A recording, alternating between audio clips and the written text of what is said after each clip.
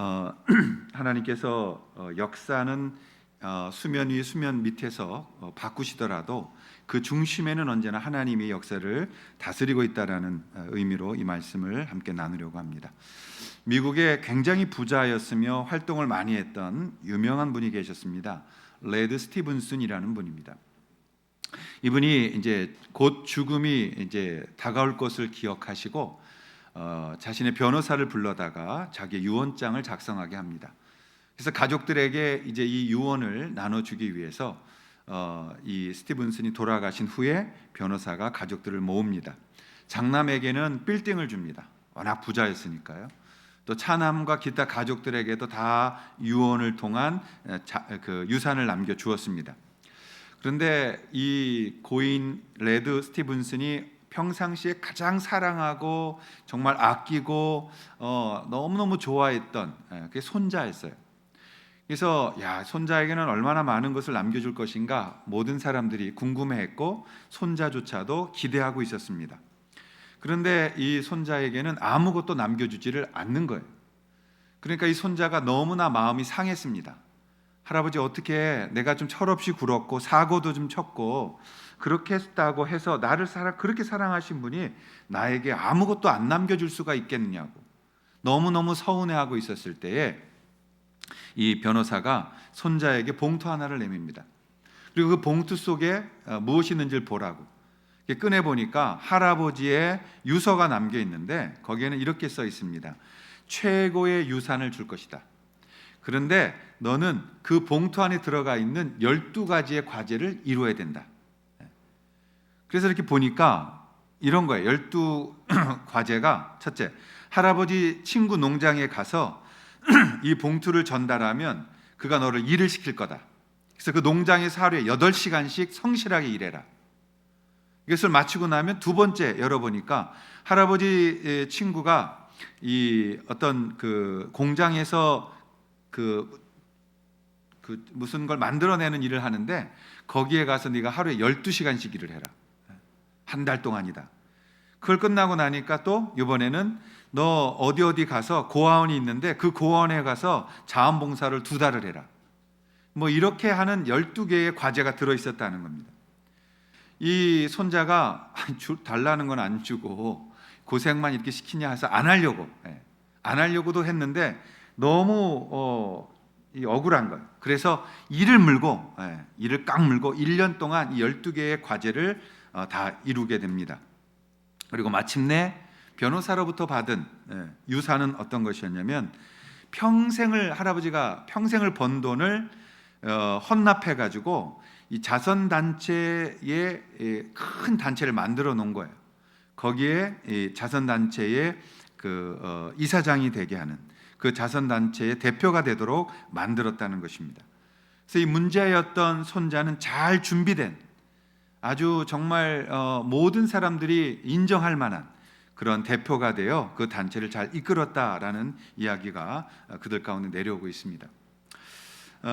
여러분 우리가 오늘부터 출애굽기를 나누려고 합니다. 출애굽기는 독특하게도 참 많은 것들을 담고 있는 하나님 말씀입니다.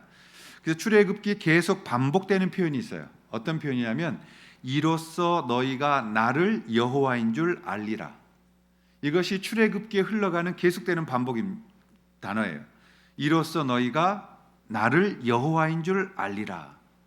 여러분 이 말씀은 출애굽기는 애굽에서 탈출하는 것에 관심 있는 것이 아닙니다. 출애굽기는 지역적인 문제가 아닙니다. 중요한 것은 이스라엘 백성들이 하나님을 알고 있느냐라는 것에 초점이 있는 것입니다. 애굽은 나쁜 곳이다. 애굽은 하나님께 대적했다. 뭐 이런 내용은 전혀 본문하고는 상관이 없는 문제예요. 그래서 여러분 히브리 성경에서 이 출애굽기를 읽으면 첫 번째 나타나는 말이 뭐냐면 바브라는 말이에요. 바보가 아니에요. 바브라는 이 히브리어는 무슨 뜻이냐면 그리고라는 뜻이에요. and라는 말입니다. 그러니까 여러분 어떤 글을 쓸 때 그리고라고 시작하는 분이 어디 있어요? 다 주어나 어떤 목적어를 등장시킬 수 있겠지만 이 접속사를 그리고라고 해서 글을 쓰는 사람은 없어요. 그런데 출애굽기는 그리고라는 바브라고 시작합니다. 그래서 그 출애굽기를 읽게 되면 베엘레 쉐모트라고 시작하는 거죠. 근데 출애굽에서 끝나는 게 아니고 출애굽이 이제 이 출애굽기가 끝나면 레위기가 나오는데 레위기도 펼쳐 보면 바브라고 그리고라고 시작해요. 그리고 나서 레위기가 끝나고 다시 민수기를 열면 민수기에도 바브 그리고라고 시작해요. 그리고 신명기를 열면 신명기도 첫 시작이 그리고라는 것입니다. 이것은 무엇을 뜻하나요? 모세오경, 그것을 유대인들은 토라라고 불렀습니다. 그래서 모세오경, 창세기, 출애굽기, 레위기, 민수기, 신명기는 성경의 많은 것들 중에서도 뛰어난 성경이다, 더 중요한 말씀이다라고 그들은 취급해서 토라라고 모세오경을 불렀던 것입니다. 다시 말하면 이 모세오경은 창세기, 출애굽기, 레위기, 민수기, 신명기가 떨어질 수 없는 하나의 스토리, 하나의 역사, 하나님의 메시지가 하나로 담겨져 있다는 것을 알 수 있게 되어지는 것입니다. 그러면 이 창세기로부터 출애굽기로 흘러갔고 출애굽기에서 레위기로, 레위기에서 신명기까지 나아가는 이 과정에 과연 이 성경은 무엇을 목적을 향해, 목적지가 무엇이었는지를 우리가 알 수 있게 되어지는 것이죠. 그래서 이 모세오경 토라는 어디로 흘러가고 있느냐? 결국 그것은 하늘과 우리가 만났던 곳, 하나님께서 우리를 불러내셔서 하늘과 땅이 맞닿아 하나님의 하나됨을 이루는 곳, 그것이 에덴입니다. 그래서 에덴 동산으로 돌아가게 되어져 있는 거예요. 여러분, 에덴 동산에서는 1 더하기 1은 1인 거예요. 1 더하기 2도 1인 거예요. 하나님 안에서는 무엇이든 들어와도 하나님 한 분이 되는 거예요. 그래서 하나됨을 가지고 있었던 것인데 죄가 들어와서 인간들이 그것을 깨버려서 1 더하기 1이 2가 되고 1 더하기 2가 3이 돼버리는, 그래서 갈라져 버리는 그 죄 가운데에 하나님의 에덴 동산을 망쳐놓게 되어진 것이죠. 여러분, 에덴 동산은 하나님 나라가 명령된 시작이었고 그곳 에덴 동산에서는 하나님 안에서 언제나 모든 것이 하나였다는 것을 말씀하고 있는 것입니다. 하나님은 인간이 죄를 짓고 하나님 안에서 하나가 아니라 각자의 것들을 죄를 통해서 흩어졌어요. 그래서 다시 그 인간들을 회복시키시고 그 인간들을 다시 새로운 에덴 땅으로 부르고 계신 것을 우리는 하나님의 구속사역이라고 말하는 것입니다. 그래서 하나님께서 구속사역을 시작하신 처음 그 인물이 바로 노아였죠. 그래서 성경에 보면 창세기 6장 8절에 노아는 하나님께 은혜를 입었더라. 은혜를 입은 자. 그리고 또 한 사람을 불러내시죠. 아브라함입니다. 아브라함을 통해서 하나님은 믿음으로 구원에 이르는 선물을 주시는 그 은혜의 구속사역을 시작하셨죠. 그리고 그 뒤를 이어오는 사람들, 그 마침표를 찍으신 그분은 예수 그리스도가 되신 것입니다. 그래서 하나님은 하나님의 킹덤, 하나님의 나라가 이루어지도록 완성하시기 위해서 수많은 하나님의 사람들을 통해서 부르시고 그들이 이 땅에서 고난과 아픔과 눈물과 땅의 대가와 죽음을 통해서 어떻게 인류를 구속하실지를 보여주시고 그러는 내용이 성경이고 토라이며 모세오경이라고 말씀드릴 수가 있는 거예요. 우리는 이 말세의 지마를 살아가는 우리들은 굉장한 복을 받은 사람들입니다. 왜냐하면 우리는 하나님의 역사를 창세기로부터 요한계시록까지 다 볼 수 있는 특권을 가진 거죠. 우리 전에 살았던 선조들은 이 말씀을 알 수 없었어요. 왜요? 감춰져 있기 때문에. 그러나 시대가 지나면서 하나님은 이 감춰졌던 당신의 역사를 우리 가운데 쭉 보이시고 그것을 친절하게 말씀의 문자로 이루어 놓으셔서 오늘 우리가 성경을 읽을 때 하나님의 마음을 읽게 되며 하나님의 역사를 보게 될 수 있게 만들어졌다는 것입니다. 그래서 여러분, 우리는 이 엄청난 축복을 통해서 우리 성도들이 가져야 될 것들을 배우게 되어지는 것입니다. 하나님의 이 구속사역은, 이 계획의 마지막은 죄인된 사람이 하나님의 형상과 모습을 온전하게 회복하고 새 에덴으로, 에덴 동산으로 다시 돌아가게 만드는 것입니다. 그래서 창세기에 인간이 에덴에서 죄를 짓고 쫓겨났던 것은 저주가 아니라 하나님의 두 번째 기회를 주시는 은혜였음을, 하나님의 호의였음을 우리가 알았던 것이죠. 제가 창세기를 강의할 때 이 관점에서 설교들을 했는데 많은 분들이 이해를 잘 어렵다고 말씀하시더라고요. 그럴 수 있습니다. 이것은 기억하십시오. 우리는 에덴에서 하나님을 처음 만났고 에덴에서 하나님의 말씀이 우리 가운데 주어졌으며 에덴에서 그 주님과 동행했던 초대 교회와 가정이 있었던 그곳, 하나였던 그곳으로 우리는 돌아가게 되어지는 것입니다. 그래서 하나님은 창세기를 통해서 하나님이 창조하신 모든 세계에 대한 회복과 온전함을 위해서 하나님의 계획의 청사진을 믿음의 조상들에게 보여주시고 그걸 통해서 우리에게 지금 말씀해 주셨다라는 것입니다. 그래서 여러분, 우리는 이 땅을 거니는 동안에 고통받게 되어져 있습니다. 우린 이 땅을 거니는 동안에 하나님이 불러내신 그 계획을 따라서 움직이게 되어져 있습니다. 그리고 그것을 따라서 우리는 완전한 주님의 나라에, 그 땅에 가게 되어져 있다는 걸 기억하셔야 됩니다. 그래서 이 출애굽기를 읽어보면 하나님의 우리가 죄인 되었을 때, 노예 되었을 때 우리를 출애굽시키시는 거죠. 구원하여 주시고 그 구원을 통해서 광야길을 통해서 하나님의 역사를 써가시는 거예요. 움직이는 하나님의 군대, 하나님의 나라를 향하고 있는 하나님의 백성들, 그들이 마침내 약속의 땅에 들어와 새 땅을 만들어 하나님의 역사를 만들어가는, 그것은 곧 우리 인생의 모든 각자의 인생의 한 드라마와 한 편의 삶과 동일한 것을 보여주고 있는 것입니다. 그런 의미에서 우리가 출애굽기를 이제 살피게 되어집니다. 출애굽기 저자는 모세입니다. 출애굽기의 기록 목적은 이스라엘 백성들이 출애굽을 해야 되는 이유, 그리고 애굽에서 노예 생활에 대한 하나님의 계획을 백성들에게 설명하고 가나안으로 가야 되는 목적을 가르치기 위해서 기록되었습니다. 모세가 이스라엘 민족에게 이 위대한 하나님의 계획을 설명해요. 그리고 그 계획에 순종하고 그것을 따르고 있는 백성들을 보는 거죠. 여러분, 출애굽기는 70인역에 보면은, 70인역은 여러분 성경 보면 LXX로 돼 있는 거 있어요. 70인이 번역했다 이런 뜻인데, 그건 헬라어적 성경입니다. 그래서 헬라어로서는 어떻게 그 출애굽기를 이름을 붙였냐면 엑소더스라고 되어 있죠. 그러니까 탈출한다 또는 출발한다라고 말하고 있습니다.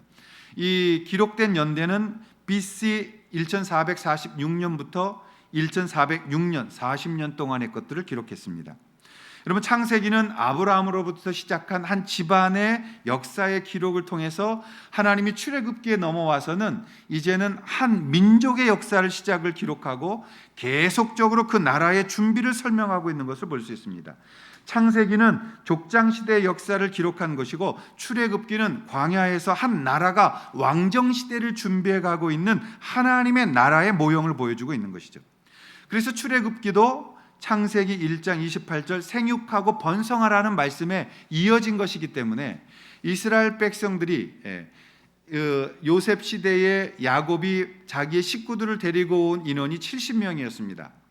그런데 거기선 70명만이 아니라 또 함께하는 무리들이 있었을 거라고도 추정할 수 있는 것이고, 그 70명이 350년 동안 가장 좋은 땅에서 가장 왕성한 번성을 하게 됩니다. 이들이 있었던 땅이 어디냐면은 이렇게 지도를 보면 이제 그 지중해 쪽으로 흘러 들어오는 물, 거기가 하류입니다. 이렇게 밑에가 하류가 아니라 룩소라는 지역이 상류고, 거기서부터 거꾸로 이렇게 지도로 보면 우리는 올라와서 삼각주가 있습니다. 이렇게 거기가 제일 곡창지대예요. 그래서 이 물이 룩소로부터 거꾸로 와서 이쪽으로 범람에 들어갈 때에 많은 곡식을 얻을 수 있었어요. 거기에 요셉이 그 땅을 원했잖아요. 고센 땅입니다. 그래서 그 땅에서 이 이스라엘 사람들, 야곱의 가족들은 어떤 직업을 가졌습니까? 목축업을 했죠.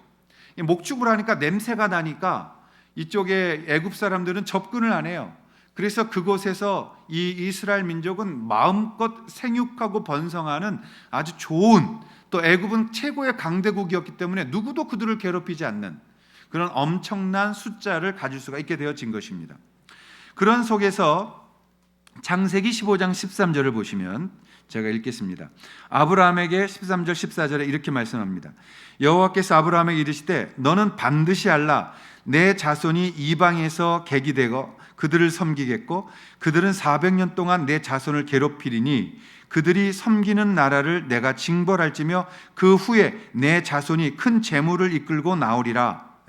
400년 동안 이방에서 객이 되는 역사가 성취화될 것을 이미 하나님은 아브라함에게 말씀해 주신 거예요. 이 말은 뭐예요? 하나님은 역사를 주관하고 계신다.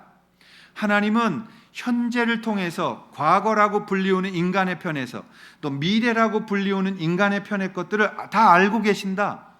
그 역사의 드라마 속에 하나님은 가장 중요한 게 무엇이냐? 당신의 자녀들이 당신 앞에 순종하고 당신과 나눌 수 있는 수준으로 자라오는 것. 그래서 너희들이 이것을 알 것이다. 무엇이에요? 이로써 너희가 나를 여호와인 줄 알 것이다. 내가 너희들을 다스리며 너희들의 역사를 써가며 너희의 발걸음을 주장하는 나의 자녀들임을, 백성들임을 아는 나는 너희의 하나님이라는 것을 가르치고 계시는 것이죠. 그래서 여러분, 창조 사역은 구속 사역과 함께 가는 거예요. 하나님이 창조하셨다 해서 끝나는 게 아니라, 여러분, 하나님은 창조했다, 그러니까 창조자가 있다까지만 믿으면 이신론자가 되는 거예요.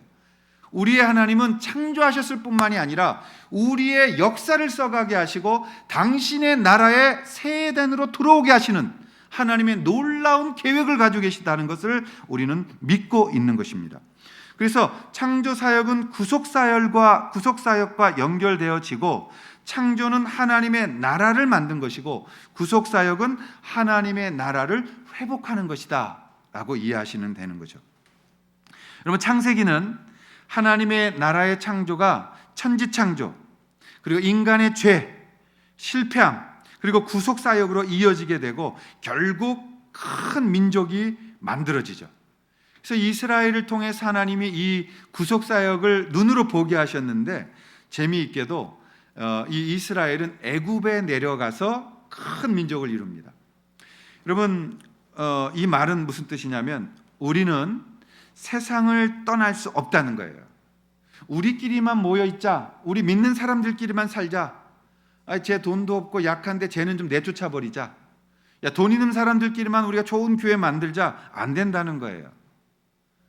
우리 고귀한 우리 지식 가진 사람들끼리만 모여서 교회 만들자, 안 된다는 거예요. 왜요? 교회 자체는 세상을 떠날 수 없고 세상 속에서 사는 것이고 그 속에서 구속사역이 이루어져 가는 것을 하나님이 보이기를 원하신다는 것입니다.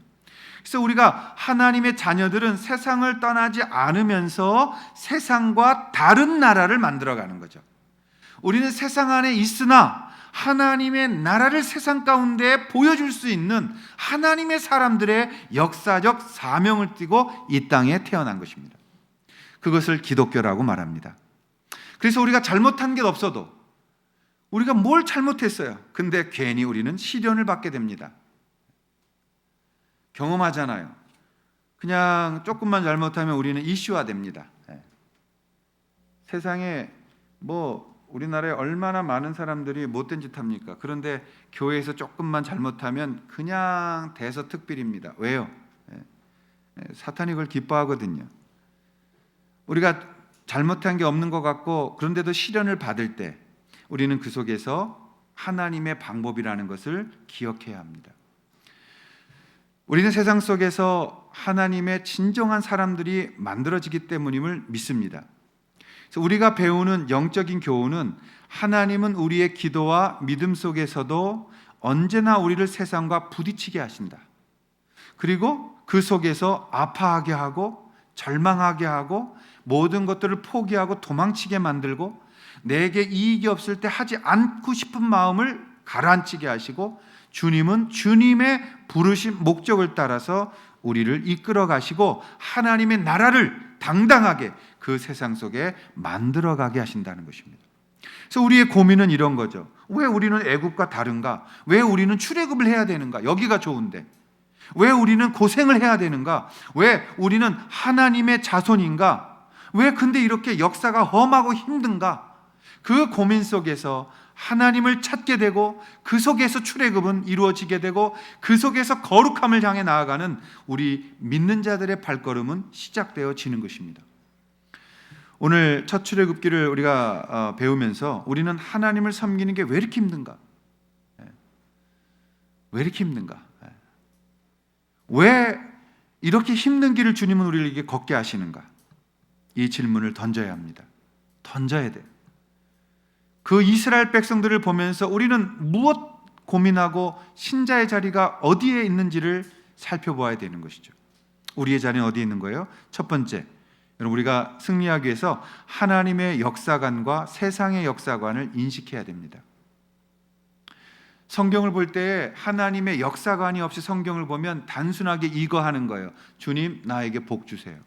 기복신앙으로 100% 가는 거예요. 하나님의 역사관이 없으면 내가 나의 자랑, 내가 어떠한 은사적인 것들을 더 받은 것처럼 내가 이렇게 해서 이런 걸 받았다라는 자기 자랑으로 다 몰려가게 되어져 있는 거예요.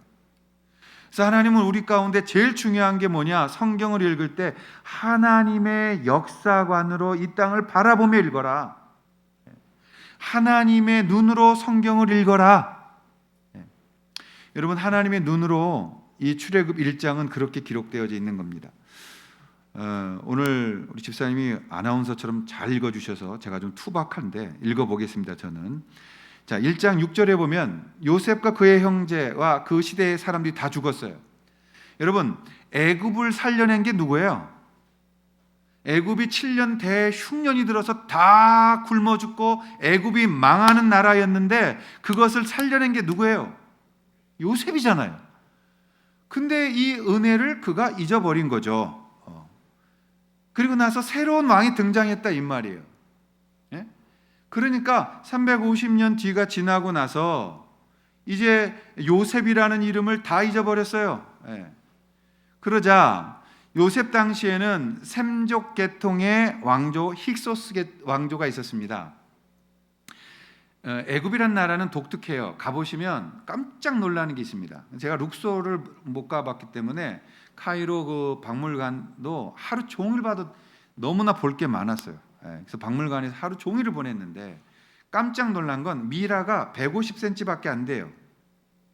내가 이거 어린아이 관인 줄 알았는데 그게 아니에요. 이 애굽은 여러 종족이 번갈아 가면서 역사를 막 썼기 때문에 셈족 계열의 힉소스 왕조는 작았던 거죠. 그래서 키가 작아요. 근데 어떨 때 보면 또 이제 유럽 같은 사람들이 등장하기도 하고 이러면서 많은 정권들이 바뀌었다는 거죠. 그래서 셈족 계통의 힉소스 왕조 BC 1570년경에 요셉이 있었는데 그 요셉을 이제 애굽인들이 잊어버렸어요. 언제? 새 왕조가 들어섰는데 투티모스 3세가 이제는 이 모든 걸 알지 못하니까 이렇게 이제 오늘 본문을 기록하는 거예요. 자, 요셉을 아는 사람이 다 죽었어요. 그러니까 어떤 영화와 기쁨과 감사가 다 말라버렸어요. 그게 세상의 역사예요. 세상의 역사는 도와주는 거는 절대 마음에 새기지 않습니다. 돈 빌려준 거는 글에 새겨요. 근데 여러분, 항상 우리가 세상에 대해서는 이렇다라고 접근하셔야 돼요. 세상은 은혜가 지배하지 않아요. 세상은 나의 이익이 지배해요. 그래서 아무리 도와줘도 감사는 잠깐이고 실수한 건 영원히 가슴에 새기고 억울해하고 힘들어하고 손해봤다고 생각하고 자기 것만 생각나는 게 세상이에요. 그래서 요셉이 그 7년 동안 엄청난 것을 예언해서 곡식을 다 저장시켰잖아요. 그래서 주변에 굶어 죽는 애들이 다 토지 문서 들고 와가지고 다 애굽에 바쳤잖아요. 그래서 엄청나게 애굽이 큰 거잖아요. 근데 이젠 다 잊어버린 거예요. 감사도 없고 뭐라 그래요? 이 자손들이 많이 불어나니까 걱정하는 거예요. 새 왕이 말하기를 우리보다 많고 강하다. 저거 놔두면 적하고 한편이 돼서 우리 죽일까 걱정한다. 그래서 더 무거운 고통을 주는 거예요. 죽어라, 죽어라. 근데 이상하게 이스라엘 이 민족이 히브리 민족이 고통받으면 고통받을수록 더 번성하는 거예요. 그래서 12절에 읽어주신 분들 보면 이스라엘 자손으로 말미암아 그들이 근심하기 시작했대요. 저거 어떻게 하나 어떻게 하나. 그러다가 이 왕이 이런 기발한 생각을 만들었어요. 뭐냐면 아들 낳으면 다 죽여버려라. 그래서 부하라는 또 십부라라는 이 산파들에게 아들 낳으면 다 죽여라. 이게 세상의 방법이에요. 세상은 이렇게 살아갑니다. 여러분, 그러나 우리는 하나님 앞에서 이 역사를 알고 하나님이 지금도 개입하고 계시고 우리를 지금도 보고 계시고 지금도 우리 가운데 함께 하시며 심판과 공의를 통해서 또 하나님의 은혜와 하나님의 사랑을 통해서 다스리심을 우린 알고 있기 때문에 오늘 이곳에서 억울하고 힘들고 할 말 많지만 하나님의 역사의 한 페이지를 써가는 자리에 우리를 드리고 있는 것입니다. 여러분, 성경 읽을 때 그 역사관 빠지고 읽으면 하나님의 일하심을 빠뜨리고 읽으면 전부 다 열심히 기도해서 축복받자로 가는 거예요. 그건 기독교가 아닙니다. 그건 하나님의 목적이 아니라고요. 이 땅에서 우리가 고통 없이 잘 먹고 잘 사는 게 하나님의 뜻이 아니라고요. 하나님의 역사를 이루어가는 것에 우리가 쓰임받는 한 사람이 되기를 원하고 계신 거라고요. 그래야 그분이 에덴에 와서 하나님을 다시 만나고 회복된 새 땅에서 우리가 주님과 함께 기뻐하는 영생의 은혜를 누리게 되어져 있는 거라고요. 사랑하시는 여러분, 세상의 역사는 가인의 역사를 따라갑니다. 자기 중심으로 가는 거예요. 도움을 받은 것은 전혀 생각하지 않는 그런 역사가 세상의 역사입니다. 그러나 우리는 하나님을 내 역사의, 내 인생의 주인공으로 모시는 것입니다. 그럴 때 그럼 두 번째 우리가 할 일이 뭐냐? 그것은 하나님의 일하심을 바라보는 겁니다. 하나님이 하셨기 때문에 하나님이 어떻게 하시는지를 바라보는 거예요. 우리의 노력으로 기도하고 우리의 힘으로 역사를 바꾼 게 아니기 때문에 하나님이 움직이시는 대로 우리는 따라가는 거예요. 하나님이 오늘 장막 걷어 출발, 그러면 우리의 모든 것들을 정리하고 미련 없이 그 땅에서 준비하고 움직일 수 있어야 되는 거예요. 그게 오늘 교회인 거예요. 하나님 말씀대로 생육하고 번성되어져 갑니다. 그런데 애굽에서 무서운 핍박이 일어납니다. 이스라엘 백성들은 하나님 역사관이 없으니까 어떻게 원망하는 거예요. 누가 여기 나오자고 그랬어. 애굽에 있었으면 마늘 먹었잖아. 마늘. 파도 먹었잖아. 파. 가끔 고기도 먹었어. 누가 괜히 여기 나오자고 그래가지고 쓸데없이 이 더운 데서 길거리에서 다 죽게 생겼다. 원망하고 울고불고 난리치죠. 이거를 모세가 계속해서 하나님의 역사로 다시 달래고 끌어가는 게 출애굽기 전체예요. 얼마나 말을 안 들었으면 결국 그 원망하고 불평했던 세대는 광야에서 다 죽었을까요? 역사의 실패자들이죠. 하나님의 끝을 못 보는 거죠. 다시 말씀드리지만 창세기가 끝이 아니에요. 시작하고 출애굽기, 레위기를 거쳐 민수기와 신명기를 가야 되는 겁니다. 하나님의 역사를 따라가야 되는 거예요. 하나님 안 계신 곳에서 열심히 우리가 땅 판다고 무슨 의미가 있어요? 하나님이 출발했는데 여기 옥토지인데 여기다 내가 곡식 심겠습니다. 의미가 없는 거예요. 우리에게 가장 중요한 것은 하나님이 어떤 일을 어디서 하고 계신가를 보는 거죠. 하나님이 이 시대에 우리 가운데 일하고 계시다면 그 일은 어떤 일일까를 바라보는 거죠. 하나님이 오늘날 교회를 향해서 이 일을 하고 계시다면 우리 교회들은 지금 무슨 일을 하고 있어야 되는지를 분명하게 바라볼 수 있어야 되는 거죠. 근데 그 상관없어요. 건물 짓고 명예 얻고 잘 먹고 문제 없으면 그게 좋은 신앙이라고 정의를 내렸어요. 어떤 놈이 그런 거예요? 그건 신앙이 아닙니다. 그건 객사하는 지름길입니다. 그분과 내가 함께 하는데 어떻게 그분이 우리의 고통과 어려움을 모르시겠어요? 하나님이 이스라엘 백성의 애곡하고 고통스러워 신음하는 걸 들으셨다고 그랬죠. 우리의 길도 주님 보고 계십니다. 우리의 신음소리와 우리의 아픔과 답답함과 하나님 앞에 무엇인가 기대하고 있는 우리를 주님이 보고 계십니다. 우리가 울고 있는 우리의 모습을 주님 보고 계십니다. 때론 하나님을 원망하고 왜 이렇게 힘든 길을 걷게 하시냐고 불평하고 있는 우리의 모습도 보고 계십니다. 여러분, 두 가지의 분명한 하나님의 약속을 여러분에게 말씀드리고 싶습니다. 첫 번째는 뭐냐면 하나님은 반드시 그 고생의 것을 갚아주신다는 거예요. 성경에 이 약속이 있기 때문에 오늘의 삶을 우리는 살아가는 거죠. 하나님이 그 선하심으로 반드시 보답하신다. 왜요? 하나님이 만드신 역사이기 때문에. 하나님을 찬양하게 될 것이다. 우리가 하나님의 일을 할 때 하나님은 영적으로 사탄이 우리를 공격하게 할 수 있어요. 핍박할 수 있어요. 낙심하게 할 수 있어요. 그러나 하나님은 마침내 가장 중요한 순간에 그 역사를 바꾸시면서 인간의 역사를 하나님의 역사로 바꾸시면서 그 사건에 개입하시고 하나님의 백성을 지키신다는 것이 성경 66권의 주제입니다. 우리가 잘 아는 에스더 왕비가 있었습니다. 에스더서에는 하나님이라는 말이 한 번도 안 나와요. 근데 하나님이 제일 강력하게 일하셨던 거예요. 다시 말하면 하나님은 필요할 때 역사 수면으로 나오실 때도 있어요. 그러나 역사 밑에서 일하실 때도 있어요. 그게 하나님이세요. 하나님이 에스더 시대에 참 좋은 삼촌 모르드게를 얻게 하셨고 그 두 사람의 기도를 통해서 하나님의 이 이스라엘 백성 핍박받고 고난받는 것을 막으셨죠. 근데 꼭 악인이 등장해요. 그게 이름이 하만이에요. 하마같이 생겼을 거예요. 이 하만이 심각해서 웃으라고 한 얘기인데 이런 썰렁한 농담은 이제 끝나고 이제 좀 맞겠지만은 하만이 있었어요. 하만이 모르드게 죽이고 싶어 했어요. 그래서 계략을 짜고 저 어떻게 하면 죽일까? 왜? 하나님의 사람이니까 이 마귀가 독이 올라서 죽이고 싶은 거죠. 근데 어떤 일을 하세요? 이제 왕이 잠이 잘 안 오는 거예요.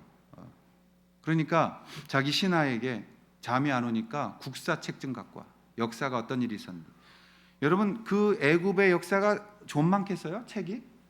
두루마리가 좀 많겠어요? 근데 가서 하나를 잡았단 말이에요. 오래된 걸 하나 뺐단 말이에요. 이렇게 뺐는데 갖고 와서 읽으니까 이 왕조에 반란이 일어섰어요.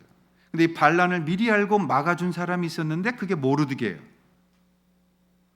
그날 밤 성경을 읽어보면 그날 밤 잠이 안 오니 그가 성경 갖고 오라고 했는데 그 많은 것 중에 하나를 뽑아왔는데 그 뽑았더니 그것이 모르드게가 왕조를 살렸던 이야기인 거죠. 그러자 왕이 말해요. 야 모르드게 우리를 살렸구나. 야 너 그때 우리가 무슨 상 내렸니 안 내렸니? 안 내렸네요. 아 상을 줘야지 그럼. 똑똑한 하만에게 묻자. 그 하만 불러다가 하만아 왕조를 살린 사람이 있다면 어떻게 해야 되겠냐? 그러니까 하만이 자기인 줄 알고 그냥 막 엄청난 일을 시켰단 말이에요. 넌 이제 죽었어. 그리고 자기 집에 와서 무슨 일을 해요? 50규빗이나 되는 높은 장대를 만들어서 거기에 이 모르드게를 매달아 죽이려고 했어요. 그리고 이스라엘 백성들에게 전부 다 약탈당하게 하고 죽이는 법을 만들려고 했어요. 그때 에스더가 어떤 일을 했어요?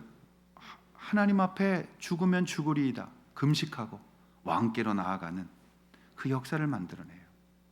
그리고 마침내 하나님께서 그 왕의 마음을 눈을 밝히니까 하만의 못됨을 보게 하시고 거꾸로 하게 하죠. 저 하만 갖다 매달아. 하만은 자기가 만든 그 형틀에 자기가 매달려 죽어요. 그리고 하나님의 백성들은 그 속에서 불임절이라는 걸 얻죠. 불임절은 뭐예요? 제비 뽑기예요. 하나님이 우리를 뽑아주셨다. 하나님 우리와 함께 하셨다라는 엄청난 신앙 고백을 하는 거죠. 여러분 하나님은 반드시 갚으십니다. 반드시 예외가 없어요. 그래서 우리가 하나님의 역사 속에서 고통 속에서도 웃을 수가 있는 거예요. 또 한 가지 약속이 있습니다. 그건 뭐냐면 자신의 때가 아니면 자손들의 때라도 하나님은 이 고통의 결과를 갚으신다는 겁니다. 좋은 집안은 어떤 집안이냐? 믿음으로 살아가는 유산을 받는 집안이에요. 돈을 받는 게 아니라, 돈 버는 게 아니라, 권력 받는 게 아니라, 유명한 거 받는 게 아니라 하나님 앞에 엎드려 하나님과 그 역사 속에 거하도록 만드는 게 좋은 집안인 거라고. 하나님은요, 자신의 때가 아니면 내가 노력하고도 순교당해요. 이 세상에서 그렇게 험하게 죽는 게 어디 있어요? 우리 유교, 또 우리의 복의 개념으로 볼 땐 죽을 때 곱게 죽는 거잖아요. 그래서 어른들이 항상 그렇게 대답하세요. 자다가 갔으면 좋겠다. 자다가 가지지 마시고 자손들에게 할 말 다 하시고 찬송 부르다가. 하나님께서 우리 가운데 그 자손들을 향해서 내가 못 받은 것, 이 땅에서 내가 하나님 역사에 참여했는데 그렇게 큰 복이 없는 것 같아 보이지만 하나님은 그 수고와 그 노력과 고통의 결과를 자손들에게 부으십니다. 저는 수도 없이 봤습니다. 제가 만난 사모님이 있어요. 딱 한 번 얘기했어요. 우리 교회에서. 사모님이 선교지 가시겠다는 거예요. 근데 몸도 호리호리하고 너무 좀 연약해 보이셨어요. 그래서 내가 사모님 건강 찾고 가면 안 돼요? 그랬죠. 그랬더니 뭐라 그러신지 아세요? 목사님, 제가 우리 목사님한테, 돌아가셨는데 목사님한테 너무너무 사랑 많이 받고 너무너무 귀한 것들을 대접받았어요. 근데 그 목사님이 선교지 하다가 왔는데 내가 거기 가야 돼요. 그래서 목사님, 난 지금 그곳을 가야 돼요. 근데 그러면서 계속 하시는 말씀이 뭐냐면 내 남편이, 내 목사님이 그분이 나를 너무너무 사랑해서 나도 그 사랑을 그들에게 주어야 된다고. 그리고 나서 그 자녀를 만났어요. 하나님께 정말 놀라운 일을 하셨더라고요. 우리 밖에 나가서 선교사님들 보십시오. 자신의 삶을 다 주님 앞에 드릴 때 하나님이 역사 속에서 일하고 계신 그 자리에서 일하고 있을 때 하나님이 그 자녀들 책임 안 지는 분이 어디 있습니까? 하나님이 그 자손들에게 복 주시지 않는 분이 어디 있었습니까? 하나님은 절대 우리의 역사 속에 일하는 우리를 버리지 아니하시고 그 자녀들에게 온전한 은혜의 기쁨을, 또 온전한 하나님의 이 값을 갚아주시는 분이시다. 저는 이 하나님의 역사 속에 순종하고 싶었습니다. 출애굽기를 제가 공부하면서 내가 돌아가야 할 새 에덴 땅, 하나님이 부르시는 그곳, 나는 지금 나의 목회를 하고 있는가? 하나님의 역사 속에서 하나님의 일을 하는가? 내가 내 목회했으면 내가 소대장 됐을 거예요. 나를 따르라. 전진 앞으로. 몇 사람 죽어도 밀어붙여. 고지점령해. 내 땅 넓어졌을 거예요. 내 이름이 그 땅에 깃발로 꽂혀 있었을 거예요. 출애굽을 읽고 읽을수록 하나님의 역사가 두려웠어요. 하나님의 역사에 내가 거하지 않는 무슨 의미가 있겠는가?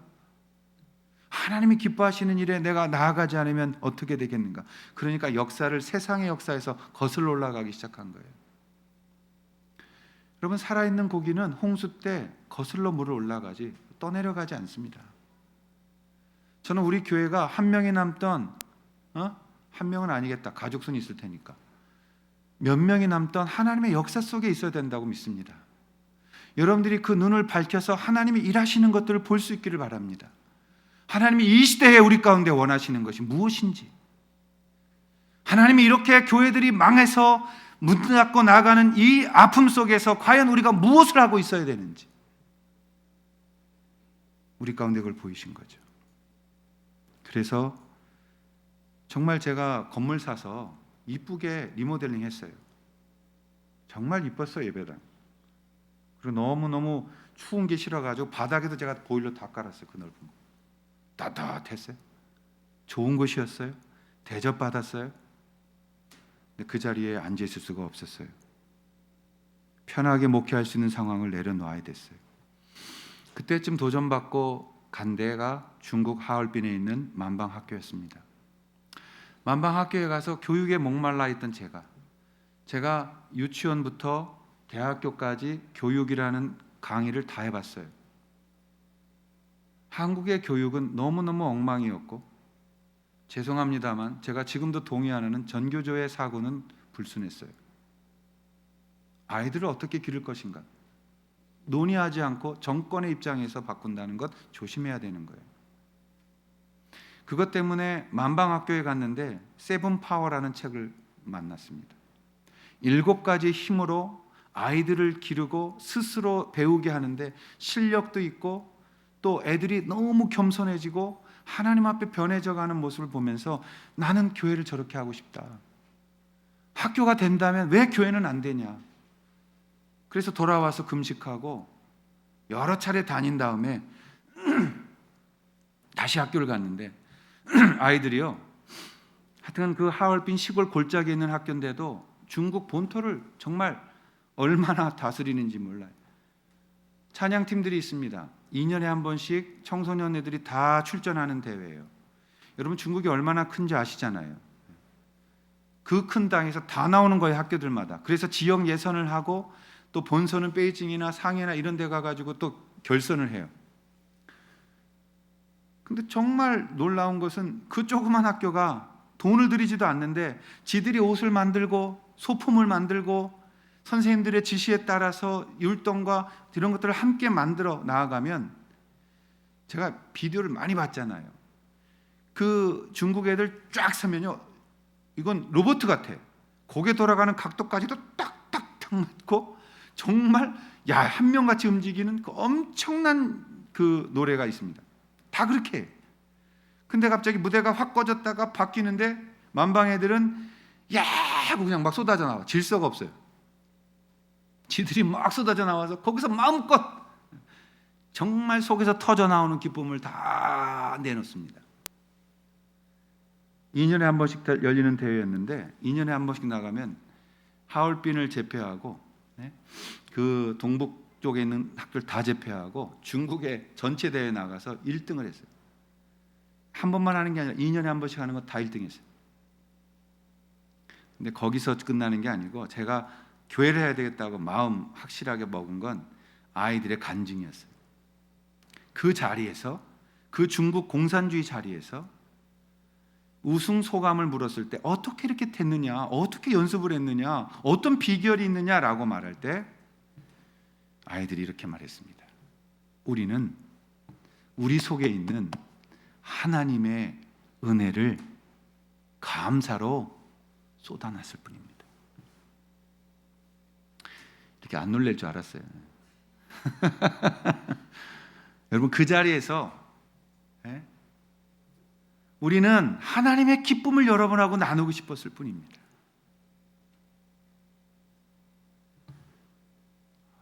제 마음을 굳혔죠. 명수가 중요하지 않다. 한 명이라도 외치면 된다. 하나님 앞에서 그 역사를 외치는 자들, 외롭게 살았던 선지자들, 고생, 핍박 심하게 받던 믿음의 사람들. 그래서 너무너무 아쉬웠지만 참 좋은 교회 사임하고 터키로 날아간 거예요. 그때부터 소아시아 일대 다 돌아다녔어요. 7개 교회 쫓아다니고 정교회 쫓아다니고 이탈리아를 가고 이집트를 가고, 돈은 내가 내는 게 아니라 집에서 타는 거니까 돈 걱정은 아내가 하고, 빚을 내서라도 가야겠다. 교회가 뭘까? 하나님 어디서 일하고 계신가? 그리고 마지막 유레카 답을 찾았어요. 하나님은 지금 걸어다니는 교회를 원하신다. 하나님은 지금 우리를 원하신다. 답을 얻었죠. 그리고 가정에서 개척을 했는데 얼마나 재밌었어요. 건물에다가 돈이 안 들어갔어요. 건물이 필요 없단 말을 하자는 얘기는 아니에요. 그러나 본질적인 것에 돈을 쓰니까 애들 제주도로 수련회 계속 보내고, 우리 어른들도 30명이 제주도 가가지고 2박 3일 동안 한라산도 올라갔다 오고, 지리산에 가서 정말 밤새도록 지리산 등반하고 웃고 먹고 나누고 울고, 아이들 데리고 터키 2번이나 갈 수 있었어요. 물론 자비도 섞었지만 미국 가서 한 달 동안 같이 있다 올 수도 있고, 우리 교회 교육이 살아나고 예배 건물 없어서 사람 부흥되고. 저는 이제는 우리가 걸어다니는 교회, 하나님이 기대하시는 교회로 다시 돌아가야 되지 않을까. 본질로 가야 된다. 그러고 나니까 조금 불편한 거, 고통스러운 건 당연한 것이었습니다. 그리고 역사 속에서 하나님이 중심에 계신다라는 것에 저는 절대 흔들려 본 적은 없어요. 사도들이 예수님 복음 전한다는 이유로 회당에 끌려가서 매를 맞습니다. 공회에 가서 매를 맞아요. 근데 더 위대한 게 뭔지 아세요? 그들이 매를 맞고 나오면서 뭐라고 고백합니까? 매 맞는 것 당연하다. 이 말에 충격을 받아야죠. 우리가 공의에 끌려가서 매 맞는 게 당연하다. 왜? 하나님 이걸 허락하셨으니까.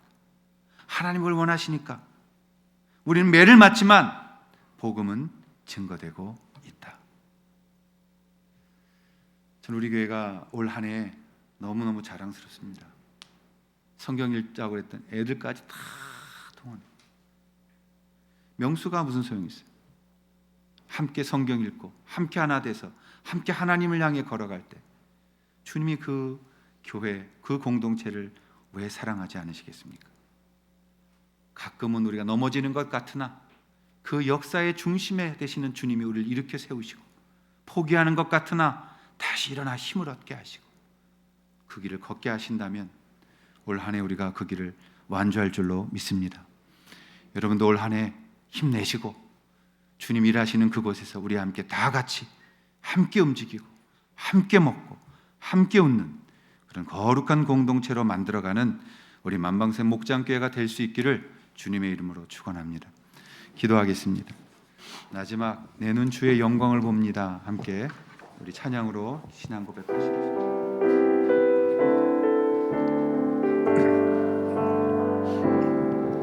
내 눈 주의 영광을 보네. 우리 가운데 계신 주님, 그 빛난 영광 온 하늘 덮고 그 찬송 온 땅 가득해. 내 눈 주의 영광을 보네. 찬송 가운데 서신 주님, 주님의 얼굴을 온 세상 향하네. 권능의 팔을 드셨네. 주의 영광 이곳에 가득해. 우린 선의 주님과 함께 찬양하며 우리는 전진하리. 모든 열방 주 볼 때까지. 하늘아버지 우리를 새롭게 하소서. 하늘아버지 우릴 새롭게 하사. 열방 중에서 주를 섬기게 하소서. 모든 나라 일어나, 모든 나라 일어나 찬송 부르며 영광의 주님을 보게 하소서. 주의 영광 이곳에 가득해. 우리 선의 주님과 함께 찬양하며 우리는 전진하리. 모든 열방 주 볼 때까지. 이제는 우리 주 예수 그리스도의 은혜와 우리를 이 땅을 걷게 하셔서 하나님 역사 가운데 세우신 하나님 아버지 사랑하심과 혼자 버려두지 아니하시고 우리와 동행하시며 이기게 하시는 성령의 인도하심이 오늘 주님 앞에 한 해를 결단하고 그렇게 믿음 가운데 승리하기며 이 땅의 것들을 정복하기를 원하는 모든 성도들 머리 위에 영원히 함께하여 주시기를 간절히 축원하옵나이다. 아멘.